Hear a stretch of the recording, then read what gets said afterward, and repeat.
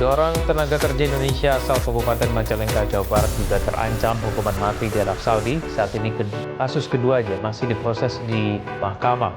Pihak keluarga cemas dan berharap pemerintah Indonesia dapat membantu membatalkan eksekusi mati bagi TKI bermasalah tersebut. Kecemasan ini dialami oleh keluarga Tuti Tursilawati yang merupakan tenaga kerja Indonesia asal desa Citesik, Majalengka.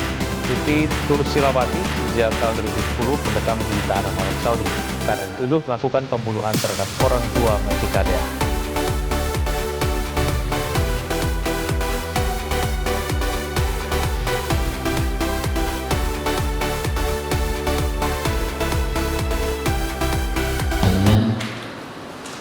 Sudah hadir dalam pelatihan yang hari ini hari kedua atau hari terakhir, yang pada acara hari ini dibuka dengan sesi yang pertama. Direktur Eksekutif Lapas KPBNU, beliau Pak Asrul Rahman, nanti akan sedikit mereview tentang kegiatan hari ini dan kegiatan yang kemarin yang sudah dilaksanakan. Pelatihan prosedur migrasi aman, akses layanan dan pendampingan kasus ini merupakan langkah kedua dalam proses rangkaian kegiatan Kegiatan kami itu perlindungan pekerja migran Indonesia berbasis komunitas. Jadi kami sudah koordinasi karena ini kegiatan ini akan mendukung program lahirnya desa migran emas di KP2MI. Jadi kami mendukung program ini. Tentu program ini didanai oleh GIZ Jerman, sehingga kami sebagai penyelenggara dan tentu akan memberikan sumbangsi output terhadap lahirnya desa migran emas. Bagaimana langkah proses kebijakan yang akan didorong untuk perlindungan pekerja migran di Kabupaten Majalengka. Tim lokal atau tim penanggung jawab program di Kabupaten Majalengka sejumlah 4 orang yang nanti akan membersamai proses-proses kebijakan di level kabupaten maupun nanti kebijakan-kebijakan di level desa ini, dan butuh komitmen bersama untuk mendorong ini. Dan tentu kami karena punya keterbatasan, karena kami bukan bagian dari pemberi layanan, sehingga kami hanya mendorong bagaimana layanan yang bisa diberikan kepada pekerja migran itu bisa efektif, lancar, dan bisa terlayani dengan baik. Nah, visi ini yang menjadi penting juga untuk menguat nanti teman-teman semua saat muncul sebagai champion baru pada perlindungan pada isu perlindungan pekerja migran Indonesia berbasis komunitas. Nanti juga akan mendorong multi stakeholder di level desa, sehingga champion di desa atau aktor-aktor lokal bisa berkumpul. Dan nanti kita akan mengawal dengan kami berharap memang kontribusi dari pemerintah desa adalah nanti akan ditetapkan beberapa orang di desa khusus sebagai tim kerja desa migran emas. Dukungan-dukungan ini tentu akan dilakukan oleh kami, oleh program sendiri, dan kami berharap memang kita bisa sangat intens sinerginya di level desa, sehingga nanti 7 desa ini menjadi desa yang pilot di Kabupaten Majalengka. Dan kami berharap 7 desa ini sebagai champion di desa yang mampu bisa menularkan mendorong desa migrasi yang aman. Sedikit gambaran atau latar belakang dari program ini. Jadi desa itu koordinasi, PT itu koordinasi dengan desa untuk agar tahu siapa yang membawa masyarakatnya.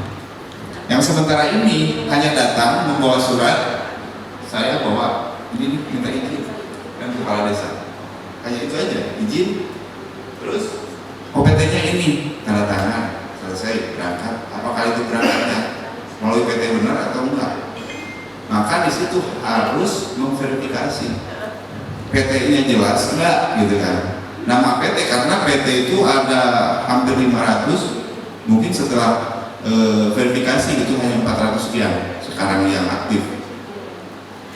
Datang membawa nama PT yang lama yang tidak aktif karena dari pihak desa tidak tahu, akhirnya tanda tangan aja. Karena meyakinkan sponsor itu sangat jelas, sangat handal untuk meyakinkan, jangankan ke pihak desa, ke pihak calon saja yang nggak kebayang bakal kerja, tapi dia mau kerja.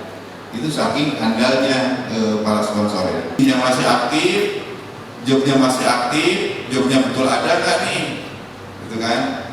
Mau kemana nih? Mau ke Taiwan? Nanti kebetulan ada di website bp2mi.go.id. Di situ dibuka, nanti cek PT akan keluar. Dari situ diklik juga akan muncul lagi jobnya ada nggak. Nah kalau PT aktif atau tidak aktif akan ketahuan di situ. Aktif boleh Bapak mengizinkan. Karena sudah terverifikasi bahwa PT tersebut aktif. Nah, sementara ini masih banyak yang PT tidak aktif, datang itu sponsor itu dapat surat tugasnya hanya kontemporer, bukan benar-benar yang bersangkutan itu staf atau pegawai dari PT tersebut. Verifikasi yang kunci kepastian pekerja migran itu ada di desa. Ya, itu sudah lancar. Karena apa? NIK-nya jelas, gitu kan. Terus dari ini PT-nya jelas benar, paspornya kan gitu. Paspor sebenarnya nanti setelah proses ke PT baru akan proses paspor. Setidaknya ada dipantau oleh pihak desa. Itu akan memutus dari para sponsor-sponsor yang tidak bertanggung jawab.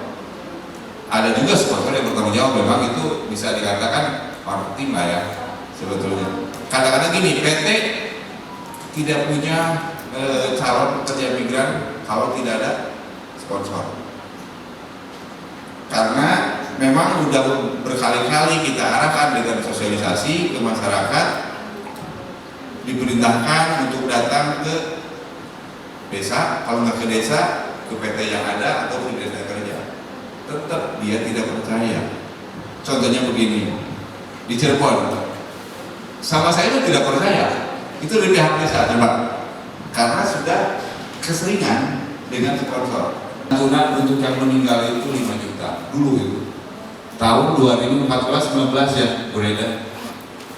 Di kami di BNP 2 TKI itu baru 3 juta Pak. Majalengka sudah 5 juta kemarin dulu. Nah, cuman berjalan 2016, 2017, jadi setiap alokasi tidak terserap karena khusus untuk meninggal. Mungkin kalau semua desa sudah tertib seperti itu bisa menambah untuk PAD juga sebetulnya. Coba kalau kita perhatikan, ini Majalengka. Coba CSR kemana ya? Jangan terpusatkan. Ini kok yang masuknya juga dari masyarakat Majalengka. Coba kita pikirkan sama-sama. Itu mungkin saya sebenarnya sudah sampaikan ke bupati, ke wakil bupati, ke kepala dinas juga, agar kejar, karena kebutuhan kita dalam arti gini, kita ke CSR ke pihak perbankan gak usah minta duit, mintanya barang yang memang sarana yang memang nantinya untuk peningkatan kapasitas pekerja migran. Sangat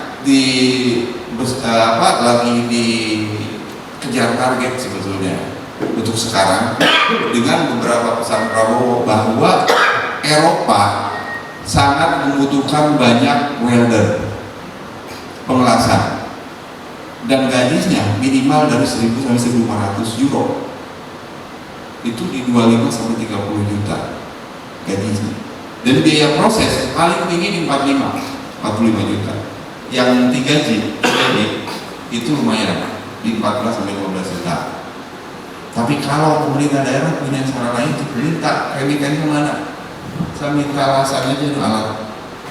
mau di BLK, mau di BLK mandiri atau mau komunitas, kan ini komunitas ya, komunitas silakan.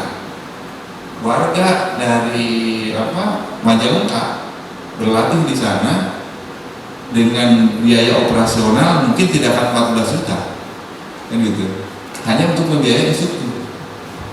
Itu otomatis warga CPMI ataupun calon pekerja migran atau pemuda yang siap kerja itu sudah punya skill. Taiwan itu masih mendominasi ya, itu 2025 nih, masih mendominasi 13.000 Taiwan. Kalah Korea sama Saudi juga masih kalah.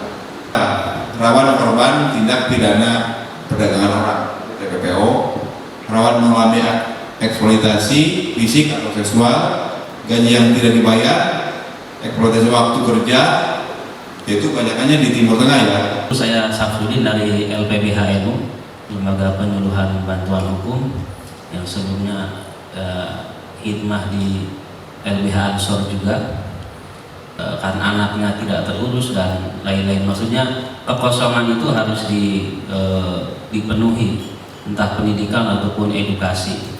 Karena tidak jarang yang di luar negeri juga kan terkait keluarganya pisah ataupun anaknya kurang terkontrol, jadi ada kenakalan remaja dan lain-lain, Pak.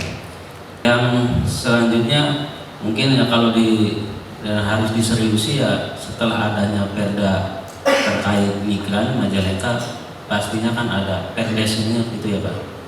Itu tinggal disemangati bersama ya, karena mau tidak mau itu yang penyemangat untuk karena saya juga Pak anak migran, Pak. Ibu saya juga dulu migran dan beberapa negara, tidak hanya 3 tahun, jadi lebih lah. Jadi ya mudah-mudahan ada manfaatnya saya di sini. Lindungi itu termasuk keluarganya, salah satunya. Yang sementara ini kita juga belum punya program, sebetulnya program hanya ada di program pemberdayaan, itu masih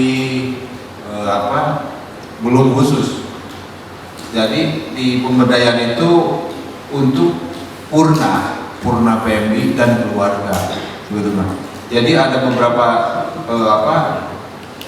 persen purna, persen keluarga, ataupun persen dari keluarga itu termasuk suami ya.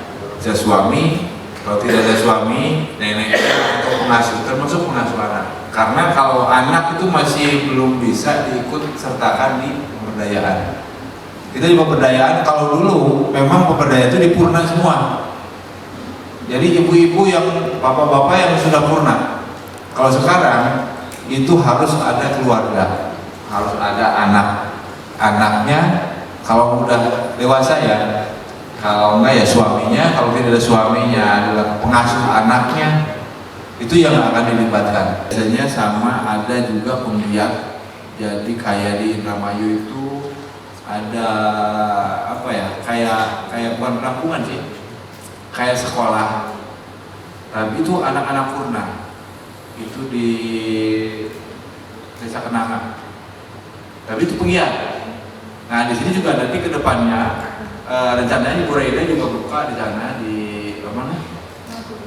Di Masuki. Jadi kayak pembinaan. Jadi anak-anak yang tidak terlantarkan lah. Karena mungkin komunikasi susah atau bagaimana, bapaknya nikah lagi, anaknya terlantar.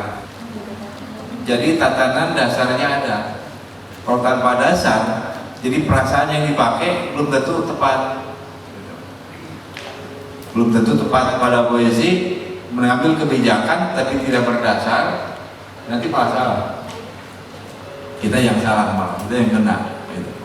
Maka Perpres itu salah satu acuan untuk pelaksanaan nanti di fungsi desa yang termasuk pasal 42. Bisa mendapatkan gambaran strategi ya, karena saat ini kan misalnya terjadi moratorium, sudah terjadi kan, terjadi moratorium untuk Timur Tengah. Nah, tapi ada temuan tuh yang menarik dari Pak Bapak tadi, sekitar 800 sampai 1000 itu per hari bisa diberangkatkan ya. Entah dengan ya, tapi visa ya, tapi visa, tentu visanya mungkin kalau visa pekerja sih nggak mungkin ya. Pada posisi kami tidak hanya bicara pada, kalau kementerian kan jalur koordinasi jelas itu dari BPK, tapi pada konteks kementerian lain kan bisa kami susupi Pak. Jadi sehingga ada strategi yang bisa kami bawa itu dengan kondisi yang kebayang tadi, bahwa terjadi 800 sampai 1000 orang yang tervisa. Lalu bagaimana cara men-tracking misalnya, apakah ada mekanisme misalnya yang kalau tervisa kan udah gak dianggap sebagai apa namanya, mungkin dia akan tetap terpantau ya, di perlindungannya tetap muncul ya di sana ya. Desa teknologi desa masih menganggap bahwa butuh payung perda sehingga lahirnya perdes. Nah, kami coba ingin menawarkan sebenarnya dalam konteks perdes di itu ada tim kerja desa Bernas, TKD Dinas. Bagaimana nanti kalau si desa asli itu mendorong lebih awal TKD Dinasnya dengan SK Kepala Desa, bukan pada konteks PDS dulu, tapi TKD Dinasnya yang didorong, sehingga agenda-agenda kontribusi masyarakat tadi, bicara sosialisasi, pelatihan, itu bisa fasilitasi oleh TKD di desa. Saya Rahman Siswana dari Desa Sinargali. Yang saya harapkan itu tentang yang tadi Bapak katakan, yaitu perda itu ya. Desa itu di Sinargali justru telah membuat perdes, bahkan seolah-olah wawanyanan. Sementara waktu itu belum tahu betul dasar-dasar hukumnya, payung-payung hukumnya, yaitu dari dari pemerintah pusat lah singkatnya gitu. Nah, jadi bahkan sampai sekarang ini baru ada pelatihan yang seperti ini, sehingga saya sedikitnya agak remeng-remeng lah, Ke luar negeri itu sama sekali desa itu tidak tahu, bahkan tahu-tahu udah pulang, tahu-tahu udah di sana, tahu-tahu kalau udah ada masalah. Poinnya ada di desa yang berada di wilayah-wilayah kami, dan perlu diketahui juga Bapak dan Ibu bahwa di CI Kota Kuning ini Kabupaten Majalengka adalah ranking ketiga penyumbang pekerja migran di CI Kota Kuning dari 5 kabupaten kota. Kalau di tingkat provinsi mungkin ada nah, artinya beberapa sangat potensial sekali ketika bicara tentang keinginan ataupun harapan bagi masyarakat terkait dengan bekerja di luar negeri ini. Jadi akhirnya ini menjadi evaluasi kami, bahkan kalau secara nomenklatur ketika teman-teman di TPM itu kan pasti harus ada juga di kabupaten dan PMI ya. Nah, selama ini kabupaten itu kan belum begitu. Pak, kalau misalkan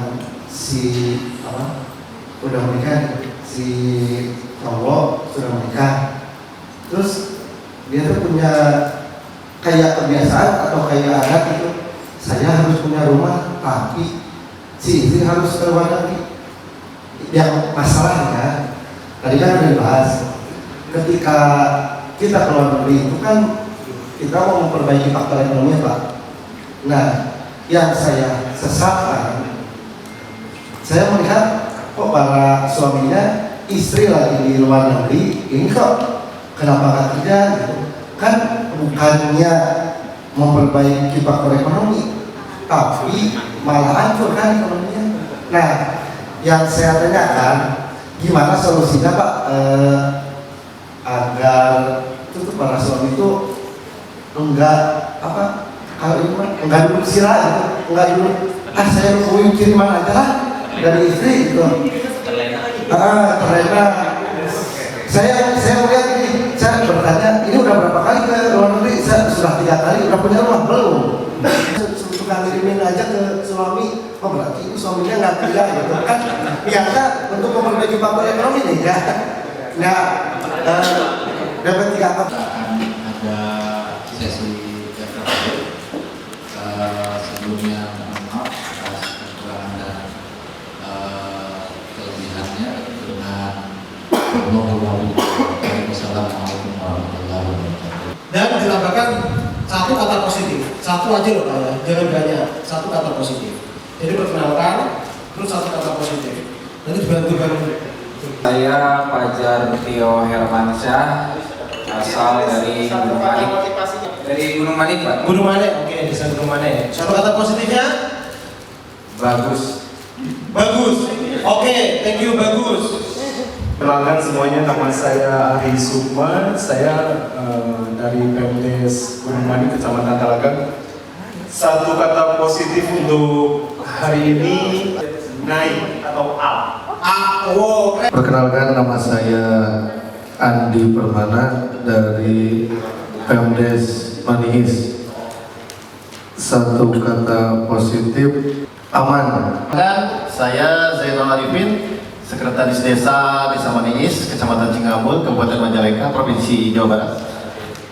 Satu kata positif dari saya yaitu optimis. Perkenalkan, nama saya Suswana dari Desa Sinargalih, Kecamatan Lemasugi. Kata positifnya setuju. Perkenalkan, nama saya Diki Mustaidin dari PMDes Sinargalih. Satu kata positif, semangat. Saya Samsudin atau Adin dari LPBANU. Satu kata, kolaborasi. Nama saya Ija Hamdani dari DPMP Majalengka. Satu kata positif, berjuang. Saya Muhammad Arifin dari Desa Geber.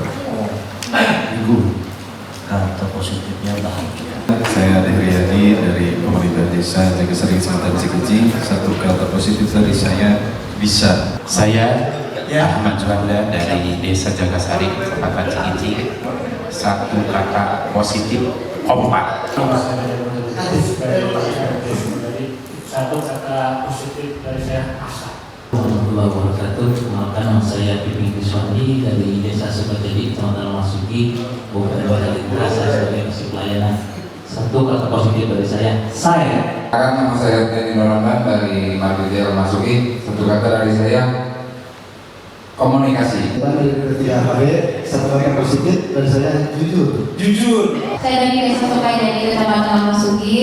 Kalau saya luar biasa. Luar biasa makannya, luar biasa tempatnya, tapi untuk kedepannya diingatkan ya. Saya Wati Susanti dari Garda Jaya, dari Garda BMI aktif. Alasan satu kata dari saya, sukses. Sukses. Dari Dinas Sosial Kabupaten Majalengka, satu kata positif dari saya adalah percaya diri. Perkenalkan, nama saya Tanti dari Dinas Sosial Kabupaten Majalengka. Satu kata positif dari saya, bersyukur. Dari sebuah Majalengka, kata positif dari saya, rajin. Rajin. Setelah tadi pagi kita mendengarkan, sekarang kita Bapak Ibu menjadi yang bisa speak up gitu kan. Tapi sebelum itu, silakan Bapak Ibu semua berdiri semua dulu. Biasanya kan istilahnya kan kita hadir utuh sadar penuh ya. Yang gitu kan, hadir utuh sadar penuh, jadi nggak ada kurang, nggak ada lebih. Ya begitu Pak ya. Serius. 200. Oh, barangkali hadir di sini tapi sadarnya ketinggalan gitu kan, di mana kan? Oke, coba kita cek.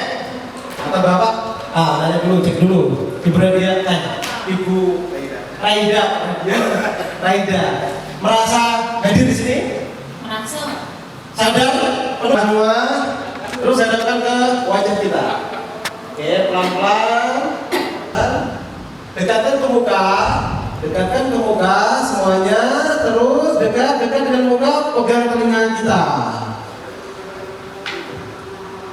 Telinga Pak. Oke, sorry. Kita coba main. Kalau di dalam Gatot berdiri di Lampung Timur, tetapi berangkatnya dengan prosedur di pengurusan di daerah lain. Nah, tetapi orang tetap akan menghubungi sesuai dengan KTP-nya di Lampung Timur. Nah, itu yang terjadi ya. Nah, sehingga apakah ada model seperti itu misalnya? Kalau ngurus atau mungkin ya tidak ada, kalau nggak ada nggak bisa dijawab ya. Tidak perlu dijawab kalau tidak ada. Nah, lalu yang ketiga, yang keempat, HPNI keluarganya ataupun HPNI mendapatkan masalah ini tidak hanya pada yang perempatannya, tetapi misalnya saya dapatkan di Flores Timur di Lembata, Kabupaten Lembata di beberapa bulan lalu, saya ke sana, ada anak kecil namanya Harun. Jadi viral di TikTok, namanya Harun. Dia anak dari pekerja migran. Jadi bapak ibunya berberangkat, satu ke Malaysia, satu ke Taiwan. Dia ditinggal sama neneknya. Neneknya ini mengalami keterbatasan sehingga dia tidak tumbuh dengan baik. Usianya sudah 12-13 tahun dia nggak sekolah. Suatu waktu dia datang ke balai desa dan mencuri sandal jepit. Lalu ditangkap oleh Hansip Dimas ya di sana. Libas karena dia itu tidak ada perlindungan, Limas menelanjanginya di arah keliling desa. Itu dari viral. Turun semua orang-orang, bahkan Komnas HAM juga turun. Karena si anak itu ditelanjangi oleh Limas dan itu disetujui oleh desa. Kantor di orang-orang di desa ya, kepala desa. Setelah ditelanjangi lalu didatangkan disuruh duduk di desa. Itu hanya karena sandal jepit. Nah, boleh menceritakan seperti itu. Kalau ada kasus seperti itu di Bapak Ibu, kemana harus dilaporkannya? Apakah misalnya, oh ya, kami akan laporkan ke Bu Ida, lalu nanti Bu Ida yang bersuara. Nah, atau mau laporkan kemana? Ke LBH Ansor misalnya. Nanti LBH Ansor yang akan mengasistensi, mengadvokasi. Atau laporkan ke Dinas Sosial, DPMDes, atau kemana? Atau Dinas Tenaga Kerja. Atau laporkan dulu ke Kepala Desa. Nanti Kepala Desa lah yang akan meneruskan ke kepolisian atau Polsek atau Polres dan lain-lain.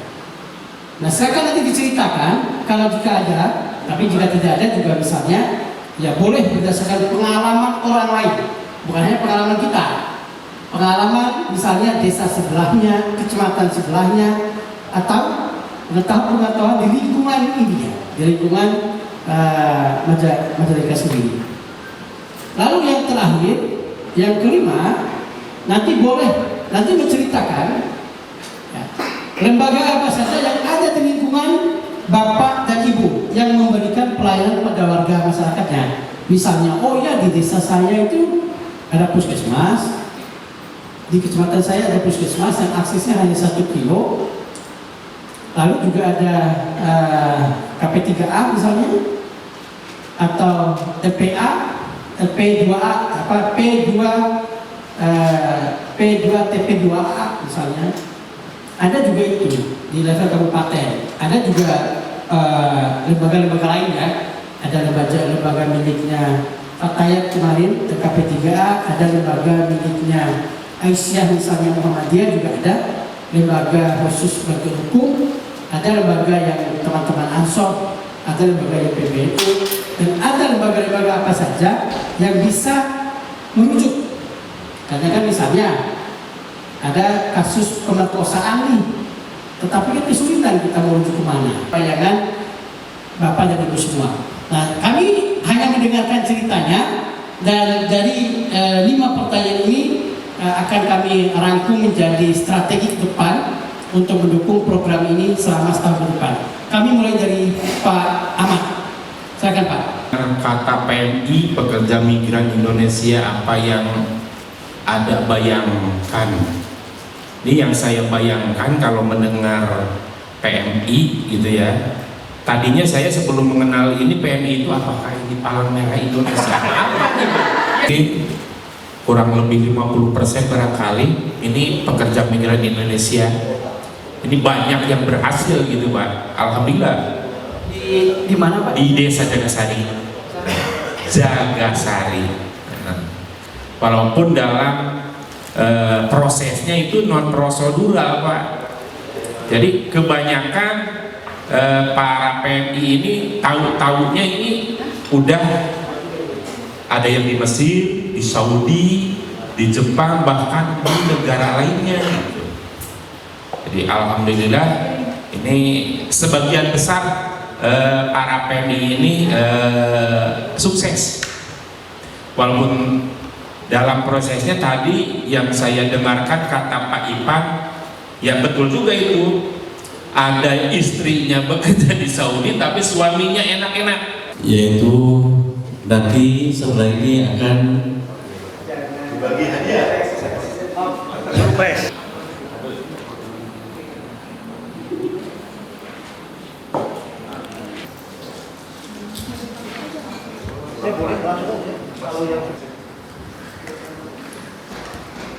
Saya Saprudin MA, Ketua LPBHNU Kabupaten Majalengka. Untuk acara pelatihan ini yang diselenggarakan oleh Lapesdam PBNU telah dilaksanakan di Majalengka di Hotel Fitra. Alhamdulillah acaranya sangat keren, bagus dan edukatif. Tentunya menelurkan solusi-solusi untuk migran dan keluarga migran khususnya yang ada di Majalengka. Dan tentunya kami mendorong agar adanya perda tentang PMI, pekerja migran Indonesia, dan juga adanya perdes ke depannya. Tentunya sebagai berbasis dengan kolaborasi ini, pelatihan ini menyebabkan sejumlah inovasi dan berdampak kepada masyarakat yang luas dan lebih rahmatan lil alamin untuk semua. Terima kasih. Saya Andi Permana, perwakilan dari pemerintahan Desa Maniis. Menurut saya diadakannya pelatihan ini sangat-sangat membantu ya khususnya bagi kita di aparatur pemerintahan desa supaya lebih bisa kontrol, bisa monitoring dan mengantisipasi adanya oknum-oknum nakal yang legalitasnya perlu dipertanyakan. Ya intinya harapan kedepannya untuk pelatihan ini tetap dilaksanakan dan terus ditingkatkan kembali untuk lembaga terkait bisa terus improvisasi untuk perbaikan-perbaikan ya menjadi lebih baik. Itu mungkin dari saya. Terima kasih. Saya Asrul Rahman, Direktur Eksekutif Lapesdam PBNU. Pelatihan yang dilakukan di Majalengka ini tentang pelindungan pekerja migran Indonesia berbasis komunitas merupakan ikhtiar baru bagi kami Lapesdam serta Jamiah PBNU atau Jamiah NU untuk mendorong migrasi yang aman di lingkungan komunitas di desa. Tentu kami punya titipan yang paling besar kepada pemerintah daerah agar kita sama-sama mendorong percepatan adanya peraturan daerah tentang pelindungan pekerja migran sehingga desa juga punya regulasi untuk mengatur di basis warga terkecil di desanya.